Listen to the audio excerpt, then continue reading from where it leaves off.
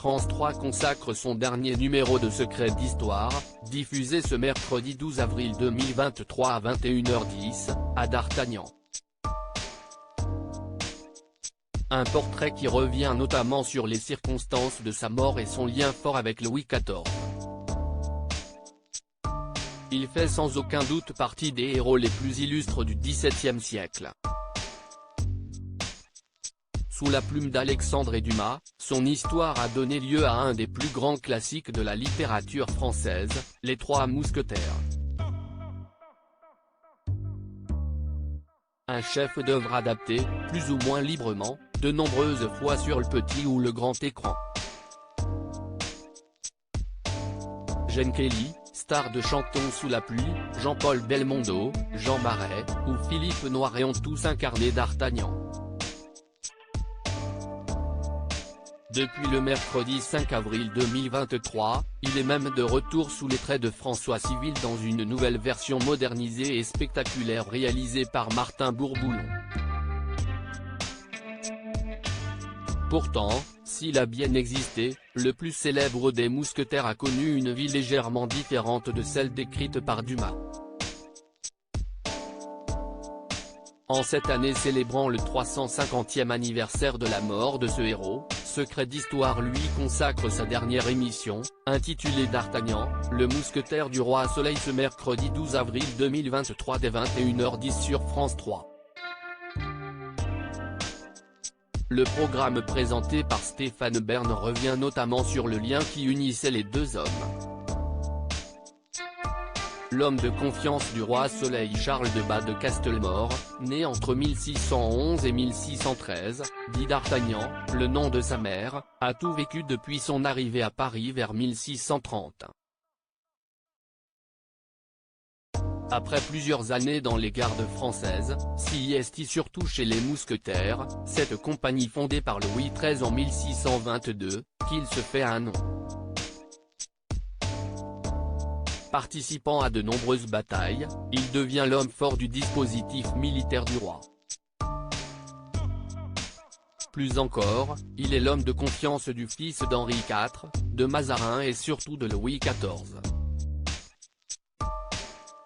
Dévoué et courageux, D'Artagnan escorte et protège son souverain de nombreuses fois, et ce dès son plus jeune âge, notamment pendant la Fronde, cette période de révolte, 1648-1653. Entre eux s'installe une relation de totale confiance. Si bien que le roi Soleil le charge de nombreuses missions de la plus haute importance, demandant une grande discrétion. Il peut tout lui demander, et le mousquetaire s'exécute.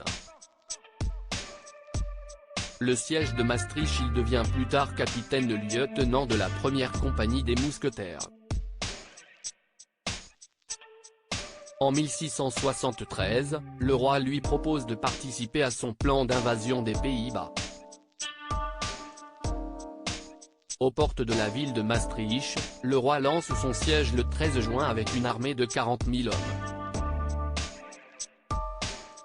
Après 12 jours d'un combat violent et sans relâche, les forces françaises détiennent les emplacements stratégiques de la ville.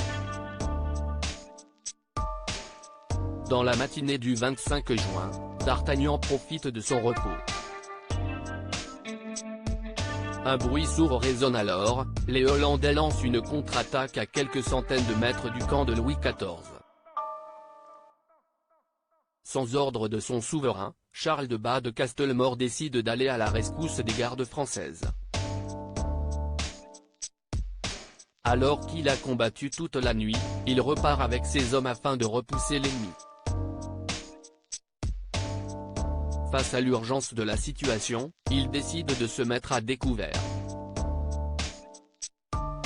Les mousquetaires essuient un feu nourri des défenses hollandaises.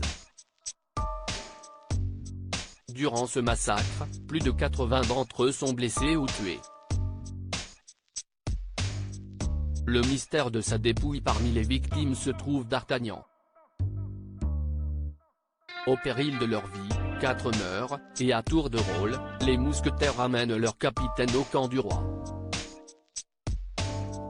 Lorsque Louis XIV apprend la nouvelle, il est dévasté et pleure ensuite devant la dépouille de son homme de confiance.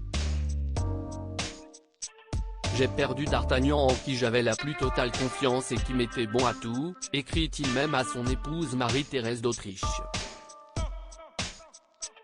Les troupes françaises s'emparent de Maastricht 4 jours plus tard. Certains, comme Vauban, jugeront que cette mort aurait pu être évitée. Pour entretenir le souvenir du Gascon, le roi Soleil a toujours voulu que son nom reste dans la compagnie des mousquetaires. Il célèbre lui-même une cérémonie funéraire en l'honneur de son fidèle serviteur. Fait étonnant, personne aujourd'hui ne sait véritablement où sa dépouille est enterrée. D'aucuns avancent qu'elle serait en dessous de l'église de Wölde, située juste à côté du camp du roi à Maastricht. Aucune trace dans les registres de Louis XIV ni ne dit que son corps aurait été rapatrié en France. Le mystère sert la légende. À lire aussi C'est pour ça qu'on m'a pris, cet énorme mensonge que François Civil a raconté pour obtenir son rôle dans Les Trois Mousquetaires.